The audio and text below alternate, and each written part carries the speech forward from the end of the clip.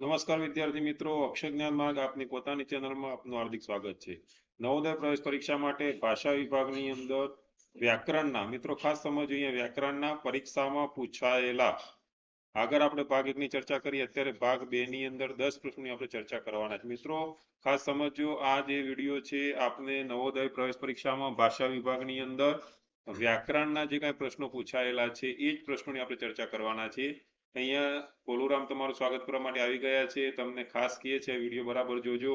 નવોદય પ્રવેશ પરીક્ષામાં પૂર્ણ સફળતા માટે અત્યારે જ ચેનલ સબસ્ક્રાઇબ કરશો મિત્રો, બેલ નોટિફિકેશન ઓન કરશો, જેથી પરીક્ષા સુધી આ જ પ્રકારના વિડીયો તમને સરળતાથી મળી રહે. પ્રશ્ન 1 જોઈએ. રોમાંચિત શબ્દનો અર્થ થાય. ખાસ સમજો, રોમાંચિત શબ્દનો અર્થ થાય. આ જે પ્રશ્ન છે પરીક્ષામાં પૂછાયેલો છે.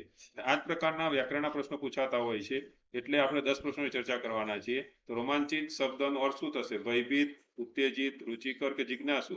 તો રોમાંચિત શબ્દનો અર્થ થશે ઉત્તેજિત. પ્રશ્ન 2 જોઈએ. સંપન્ન શબ્દનો અર્થ થાય. રાજભક્ત, સહયોગી, ધનવાન કે નિર્ધન? તો શું જવાબ આવશે મિત્રો? ધનવાન. પ્રશ્ન 3 જોઈએ. નીચેનામાંથી નાશ કરવા નો વિરોધાર્થી શબ્દ કયો છે? ખાસ સમજો, નાશ કરવાનો વિરોધાર્થી શબ્દ. અવાજ કરવો, લગાડવું, વિરોધ કરવો કે રક્ષણ કરવું? તો નાશ કરવો તો એનો વિરોધી થશે રક્ષણ કરવું. પ્રશ્ન 4. નીચેનામાંથી કયો શબ્દ સામાન્યતઃ નો સમાનાર્થી છે?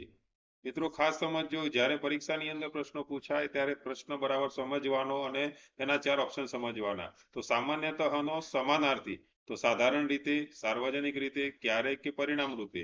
તો સામાન્યતઃનો સમાનાર્થી શબ્દ થશે સાધારણ રીતે. પ્રશ્ન 5 જોઈએ. નીચેનામાંથી નિર્દોષનો સમાનાર્થી શબ્દ નથી. અહીંયા નિર્દોષ શબ્દ છે, એનો સમાનાર્થી શબ્દ નથી 4 ઓપ્શનમાંથી.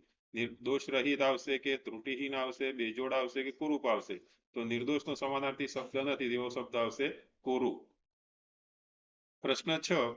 નીચેનામાંથી કોનો અર્થ નકલ કરવી થાય છે? અહીંયા 4 ઓપ્શન આપેલા છે, એમાંથી કોનો અર્થ નકલ કરવી થાય? તો અનુકરણ કરવું, તુલના કરવી, કામ કરવું કે અપનાવવું? તો કોનો અર્થ નકલ કરવી થશે? તો અનુકરણ કરવું એટલે કે નકલ કરવી. પ્રશ્ન 7 જોઈએ. અપાર પ્રેમ એટલે? અપાર પ્રેમ એટલે શું? તો 4 ઓપ્શનમાંથી શું સાચો જવાબ આવશે? તો ઘણું બધું જ્ઞાન, ઘણી બધી સમજણ, ઘણો બધો પ્રેમ કે ઘણું બધું માન? તો અપાર પ્રેમ એટલે ઘણો બધો પ્રેમ. પ્રશ્ન 8. દાન એવું કાર્ય છે જેમાં? મિત્રો આ જે પરીક્ષામાં પૂછાયો છે એ પ્રમાણે જ આપણે અહીંયા પ્રશ્ન મૂકેલો છે. તો દાન એટલે શું? તો દાનમાં શું હોય? કે માંગવાનું હોય, લેવાનું હોય, પૂછવાનું હોય કે આપવાનું હોય? તો દાન હંમેશા આપવાનું હોય છે. પ્રશ્ન 9 જોઈએ.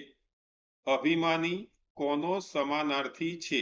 હવે અભિમાની શબ્દ છે એ કોનો સમાનાર્થી શબ્દ છે? 4 ઓપ્શનમાં સમજીએ. વિનમ્ર, સૌમ્ય, વિનય એટલે કે સુશીલ કે ઘમંડી? તો અભિમાની છે કોના જેવો શબ્દ છે? કોણ લાગુ પડશે એના જેવો? તો ઘમંડી.